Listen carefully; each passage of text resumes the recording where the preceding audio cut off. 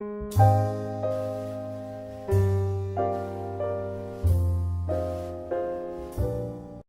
nome é Francisca, sou aluna do curso de Ciências Biológicas da Universidade Estadual do Ceará. E hoje a gente vai conversar um pouco sobre a disciplina de estágio, que é realizada no curso como requisito para a colação de grau.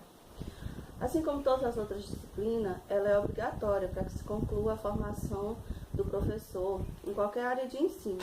E é através dela que os alunos de licenciatura podem conhecer o ambiente no qual irão exercer futuramente a sua profissão. O estágio é composto por várias atividades que desenvolvemos dentro da escola. São elas: diagnóstico da escola, planejamento, regência efetiva, aulas complementares, minicurso ou palestra. No diagnóstico da escola, entramos em contato com o núcleo gestor, na pessoa do diretor ou coordenador da área de ciências, para que a documentação necessária para que a gente possa iniciar as atividades do estágio seja assinada. A partir daí, temos acesso aos documentos da escola, como o PPP, o regimento, e assim a gente possa desenvolver, de acordo com as regras da instituição, o nosso trabalho. Nessa etapa, nós somos apresentados também ao professor de biologia da escola. E aí a gente passa para a próxima etapa, que é o planejamento. O planejamento é o momento em que a gente vai conversar com o professor para que se possa planejar as aulas de acordo com o que ele já faz dentro da escola e também onde a gente pode inserir o que a gente aprendeu na teoria. A partir daí, depois desse planejamento, nós passamos para a regência efetiva. Nós vamos para a sala de aula atuar como professor. Então, é o momento da gente colocar em prática os recursos, as ferramentas pedagógicas, né, que a gente aprendeu durante as aulas na teoria. E aí a gente vai começar um trabalho de desenvolver o que nós aprendemos para poder colocarmos em prática esse aprendizado. O importante do estágio são as aulas complementares. Elas podem ser desenvolvidas tanto na própria disciplina quanto nas disciplinas afins. Química, física, matemática, podem ser aulas de reforço, tanto nos conteúdos, né, que os alunos têm maior dificuldade, ou em qualquer outra área em que eles precisem do nosso apoio. Por exemplo, no Enem 3, a gente fez aulões para o Enem, né? São possibilidades que a gente tem nessas aulas complementares de, como o próprio nome diz, de complementar o nosso trabalho de regência. E temos outro momento, que é o minicurso ou palestra. Nessas palestras, a gente vai abordar assuntos atuais, né? Como a questão da água, a questão do Zika vírus, e a gente vai levar os alunos a refletir sobre esses problemas do cotidiano que não afetam somente a eles, mas toda a comunidade. Eu já falei para vocês do ESEM 1, ESEM, aí eu vou dizer agora para vocês o que significa essas siglas, né? Esse estágio que é desenvolvido, ele tem 4 etapas, né? Nós temos o ESEF, que é o estágio supervisionado no ensino fundamental, o ESEM 1, o ESEM 2 e o ESEM 3. O ESEM é o estágio supervisionado no ensino médio. Ele é dividido nessas 3 etapas porque em cada estágio a gente vai conhecer cada série, né, do ensino médio. Por exemplo, no ESEM 1, nós vamos para a primeira série do ensino médio, no ESEM 2 para a segunda série e no ESEM 3 para a terceira série do ensino médio. O estágio supervisionado do ensino fundamental, ele é desenvolvido nas turmas de 6º ao 9º ano. Nós passamos o ensino fundamental 2, no caso. Onde os alunos estão numa fase de transição aí entre a infância e a adolescência, e é um momento complicado para que a gente possa interagir com esses alunos, mas nada que não possa ser transposto. Estágio supervisionado do ensino fundamental, que a gente tem o primeiro contato com as escolas e com os alunos. E é neles que a gente começa a conhecer o funcionamento das instituições, porque é o primeiro contato que a gente tem com as escolas, né? Vamos aprendendo como é esse andamento do cotidiano escolar. E é nesse momento que a gente fica assim um pouco receoso, tem medo, né, de entrar em sala de aula, porque a maioria dos estagiários nesse momento ainda não teve nenhum contato com os alunos na posição de professor. Mas como o primeiro contato é de reconhecimento, de observação, a gente vai ficando um pouco mais seguro, para que enfim a gente possa começar realmente a nossa regência. Vivenciar experiências das mais diversas, mas elas são fundamentais para que a gente possa exercer essa profissão que nós escolhemos com a seriedade e a capacidade que ela exige. Então eu vou falar agora um pouco sobre, além de falar dos estágios separadamente, né, eu vou começar dando um exemplo do que aconteceu, do que eu observei no ESEF. Um dos pontos relevantes que eu observei, talvez por o fato de ser assim, uma situação muito gritante, que me chamou bastante atenção, foi a relação que existia entre os alunos do 7º e 8º ano, onde eu desenvolvi o estágio, né? Porque além de passar rapidamente pelo 6º e o 9º, o nosso estágio foi focado nas turmas do 7º e 8º ano. E que eu observei que o regente não tinha uma situação de afeição dentro da sala de aula com os alunos, né? Essa relação de falta de respeito mútuo gerava uma confusão na sala. E foi a partir dessa observação que nós chegamos à conclusão, eu digo nós, porque o estágio geralmente é desenvolvido em duplas, né? Foi a partir dessa observação que a gente chegou à conclusão de que a gente precisava levar inovações para aquela sala, abordar o conteúdo de uma forma que eles pudessem aprender, mas também ver nisso um sentido. Por que eu preciso aprender isso? Se eles veem o conteúdo de forma muito abstrata, de uma maneira muito difícil de compreender. Então a gente buscou, além de buscar possibilidades para que eles pudessem se interessar por essas aulas, também resgatar a vontade de participar, né? Resgatar até o respeito próprio. E a gente levou aulas mais atrativas, para desenvolver um espírito colaborativo, a gente conseguiu levar várias ferramentas. Por exemplo, os modelos didáticos.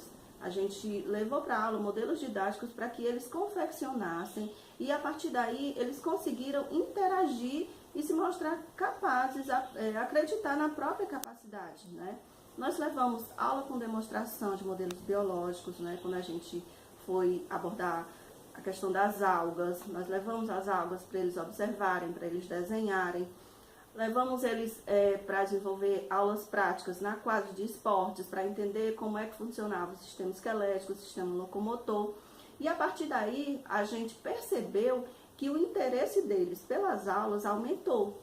E como disse a própria professora, né, no outro dia, ela disse que os alunos lembravam tudo que tinham visto nas nossas aulas, demonstrando assim que eles precisavam mesmo, era de uma maneira diferente, para que eles pudessem se interessar pelo que antes eles nem ao menos tentavam entender.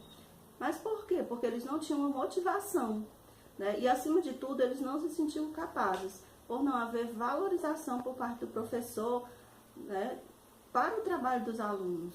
Em relação a isso, Paulo Freire aborda no seu livro Pedagogia da Autonomia o seguinte relato. Eu agora vou ler para vocês o trecho que Paulo Freire fala no livro sobre essa questão da afeição, do respeito e da valorização do aluno pelo professor.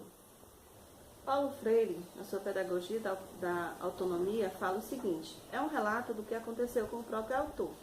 Ele diz assim, às vezes, mal se imagina o que pode passar a representar na vida de um aluno um simples gesto do professor. O que pode um gesto aparentemente insignificante valer como força formadora? Gesto cuja significação mais profunda talvez tenha passado despercebido, pois o professor, para ele, o que teve importância, né, simplesmente o que ele falou, mas para o aluno o que tem importância é a influência desse gesto sobre ele. Foi o seguinte que aconteceu. O professor trouxe de casa os trabalhos escolares e, chamando-nos um a um, devolvia com o seu ajuizamento. Em certo momento ele me chama e, me olhando ou reolhando o trabalho que eu havia feito, balançava a cabeça numa demonstração de respeito e de consideração. O gesto do professor valeu mais do que a própria nota 10 que ele atribuiu à minha redação. O gesto do professor me trazia uma confiança, ainda que obviamente desconfiada, de que era possível trabalhar e produzir, de que era possível confiar em mim. E mais adiante, ele ainda disse o seguinte, a melhor prova da importância daquele gesto é que ele ainda se lembrava até hoje, né? Mesmo tendo passado muito tempo. O que importa na formação docente não é a repetição mecânica do gesto, este ou aquele, mas a compreensão do valor dos sentimentos, das emoções, do desejo, da insegurança a ser superada pela segurança, do medo que, ao ser educado, vai gerando coragem. Então, naquele momento, nesse momento em que os alunos estão passando dessa fase de crianças para adolescentes, eles precisam que alguém confie na capacidade que eles têm de aprender, de produzir, e precisam da valorização desse trabalho. Como vocês podem observar, eu me deparei nesse estágio justamente com o contrário. Os alunos não eram valorizados, não tinham autoestima, e o fato que mudou isso foi simplesmente mostrar que eles poderiam realizar o que quisessem, desde serem autônomos na sua própria aprendizagem, buscar realmente aprender, buscar motivação para participar das aulas. Os estágios foram realizados em 2 escolas. O ESEM 1 e 3, estágio supervisionado no ensino médio, eu desenvolvi numa escola de ensino profissionalizante de período integral, e o ESEM 2, que é a 2ª série do ensino médio, numa escola de ensino regular. Então aconteceu da seguinte forma: no primeiro ano eu fui para a escola profissionalizante, no segundo ano eu quis ver uma outra realidade, fui para a escola de ensino regular. E novamente no terceiro ano, por não haver a possibilidade de outro ambiente e por haver muitos alunos estagiando nessa escola de ensino regular, eu fui novamente para a escola de ensino profissionalizante. Os estágios, nessa fase, são mais tranquilos. Os alunos já estão mais maduros, a convivência é um pouco mais tranquila. No primeiro e segundo ano, as turmas foram muito receptivas, participativas, interessadas, e apesar das escolas serem diferentes, eu não senti uma disparidade muito grande entre as turmas, nem nos conteúdos e nem no comportamento. Nos conteúdos é porque eles trabalham conteúdos mais ou menos iguais, tanto na escola profissionalizante quanto na escola de ensino normal, por estarem no mesmo município, e eles usam basicamente os mesmos conteúdos. O comportamento também não foi muito diferente, pois eles estavam numa idade mais ou menos igual e se comportavam da maneira como os jovens se comportam, que não são estátuas, não estão totalmente calados e quietos, mas estão participando de maneira produtiva durante as aulas.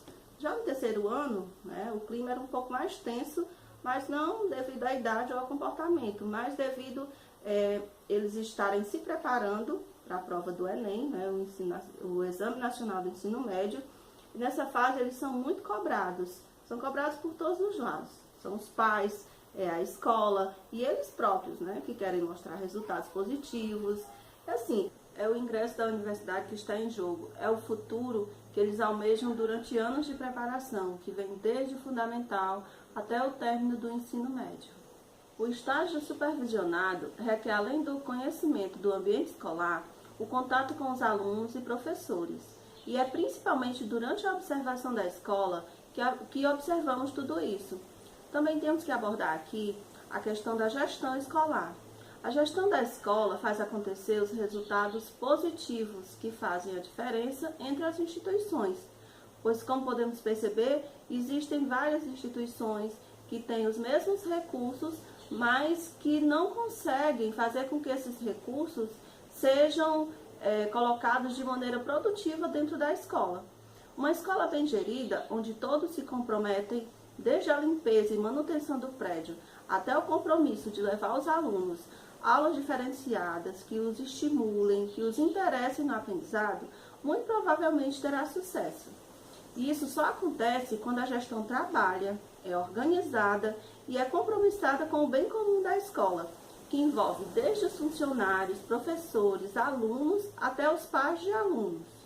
Pois nós sabemos que quando presentes na escola, os pais dos alunos ajudam seus filhos a terem sucesso, pois o filho se sente valorizado ao ter o pai junto da escola, participando das ações que a escola desenvolve. E é isso que leva ao nosso assunto mais recente, que é a Base Nacional Curricular Comum. Essa Base Nacional, ela propôs a colaboração na elaboração da mesma e nela todos os cidadãos do Brasil puderam dar sua contribuição, principalmente professores e pais de alunos, né? Lá estão disponíveis os conteúdos para que eles sejam organizados, para que os alunos tenham uma educação uniforme em todo o país, mas também levando em consideração as suas regionalidades, né? A sua cultura e tudo que envolve a região em que o aluno está inserido. Assim, os alunos não terão déficit na aprendizagem, mesmo que estejam em regiões diferentes do país, pois os conteúdos vão ser uniformizados. Isso é importante, pois com a ajuda dos especialistas em educação, os professores e os pais de aluno, a gente pode organizar o ensino de acordo com as necessidades reais dos jovens. Assim, nós percebemos que, além das práticas realizadas dentro das escolas, a disciplina de estágio nos leva também a conhecer assuntos muito importantes, mas que até então eram desconhecidos para nós, como, por exemplo, os PCNs, que são os Parâmetros Curriculares Nacionais. Esses Parâmetros Curriculares Nacionais organizam os estudos em ciclos, né, de acordo com a disciplina. Eles devem ser desenvolvidos para que o aluno tenha acesso a uma educação de qualidade. Nós também conhecemos como é que funciona o Programa Nacional do Livro Didático, né, o PNLD, como é que esses livros são escolhidos pelos professores, né, e todo o processo que leva a essa escolha. Também conhecemos a LDB, que é a Lei de Diretrizes e Bases da Educação. A LDB orienta e organiza os sistemas de ensino, tanto o sistema federal, como o estadual e o municipal. Ela vai orientar na elaboração das propostas pedagógicas. Temos assim que o estágio é um processo de aprendizagem que é desenvolvido tanto na teoria, né, com o conhecimento desses programas, de como funciona a educação, quanto na prática, né, que é o momento da sala de aula, o momento de lidar realmente com os alunos. São diversas etapas, mas é um momento de aprendizagem sem igual. É nela que nós aprendemos a ensinar, aprendemos como é ser um bom professor. E é assim, observando os professores em regência, que a gente vai aprendendo como é que o trabalho dentro da sala de aula é desenvolvido, né? A gente observa os alunos, vê os aspectos positivos e negativos dessa relação professor-aluno e descobrimos, através dessa observação, como proceder ou não em relação às aulas e aos alunos. E é nesse ponto que a gente vai descobrir a nossa vocação como professores. É isso realmente que a gente quer. E se sim, nós começamos a aderir a esse sonho de tornar real o desenvolvimento dos nossos alunos. A gente vai finalizar a nossa conversa. Eu agradeço a oportunidade à Universidade Estadual do Ceará, que me formou tanto na teoria, né, das diversas disciplinas que nós temos durante o curso, como me ensinou a ser uma professora e principalmente uma cidadã consciente dos meus deveres como educadora. Me muniu de ferramentas, né, muitas ferramentas didáticas para que eu possa desenvolver um ensino de qualidade para os meus futuros alunos e principalmente por me fazer descobrir que a aprendizagem se dá em todos os momentos da nossa vida, todos os dias, em diversos ambientes, seja ele o ambiente escolar, o ambiente comunitário ou o ambiente individual, né, como autodidata, como ator principal do meu próprio desenvolvimento, da minha própria educação, né? O que eu aprendi é que todos somos capazes, mas para que os sonhos se realizem é preciso trabalho árduo, é preciso dedicação, né? Nós sabemos que as dificuldades existem sim, mas tudo pode ser superado com determinação e principalmente com o amor pelo que se faz. Obrigada a todos e até a próxima.